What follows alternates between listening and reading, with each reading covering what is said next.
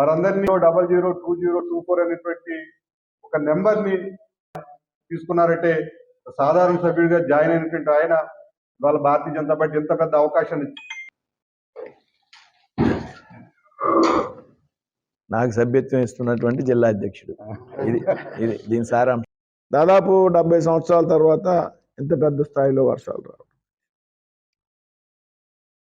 ఏదైతే అక్కడ ఉన్నటువంటి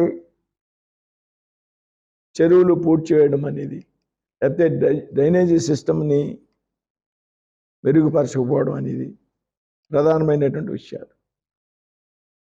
ఏ పార్టీ అయినా, ఏ ప్రభుత్వం అయినా, అందులో గతంలో అధికారంలో ఉన్నటువంటి ప్రభుత్వం ఏదైతే ఉందో అది పూర్తిగా సంక్షేమ పథకాల ముసుగులో ఆ సంక్షేమ పథకాలు కూడా పూర్తిగా ప్రజలకు అందకుండా పెద్ద ఎత్తున దోపిడీ చేసినటువంటి ప్రభుత్వం గతంలో ఉన్నటువంటి ప్రభుత్వం. ఇన్ఫ్రాస్ట్రక్చర్ విషయంలో అది రోడ్లు కానివ్వండి, డ్రైనేజీ కానివ్వండి, ఏం మాత్రం కూడా పట్టించుకునేటువంటి ప్రభుత్వం గతంలో అధికారంలో ఉన్నటువంటి ప్రభుత్వం. కాబట్టి కూటమి నాయకులు ఏం చేయట్లేదు. కూటమి వేళ చంద్రబాబు నాయుడు గారు అక్కడే ఫుల్ టైం పే చేస్తారు. స్థానిక శాసనసభ్యుడు సుందా చౌదరి గారు అక్కడే సొంత నిధులతో ఆయన ఖర్చు పెట్టి అక్కడ ఏర్పాటును పర్యవేక్షిస్తున్నారు. ప్రకృతి వైపరీత్యాలు వచ్చినప్పుడు అదే నా వైజాగ్ ఆయన ఎక్కడైనా వస్తుంది. హుదూద్ వచ్చింది, ఎవరు ఎక్స్పెక్ట్ చేసాము.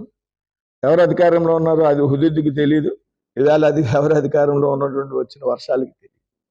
కాబట్టి జగన్ గారు వచ్చినటువంటి సందర్భంలో రాజకీయాలు మాట్లాడారు. ప్రభుత్వ వైఫల్యమని, ఆయన వైఫల్యం తీవ్రమైనటువంటి వైఫల్యం చెందాడు కాబట్టి ఆయన పరిపాలన సమయంలో కేవలం 11 సీట్లతో సరిపెట్టారు ప్రజలు.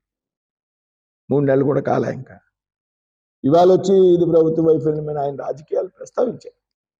కాబట్టి ప్రకృతి వైపరీత్యాలు ఏవైతే ఉన్నాయో ప్రజలకు అండగా విధేటువంటి విషయంలో రాజకీయ పార్టీలన్నీ కలిసి పనిచేయాలి. కానీ దీనికి రాజకీయాలు ఆపాదించి రాజకీయపరమైనటువంటి విమర్శలు చేయడం అనేది సరైనటువంటి విధానం.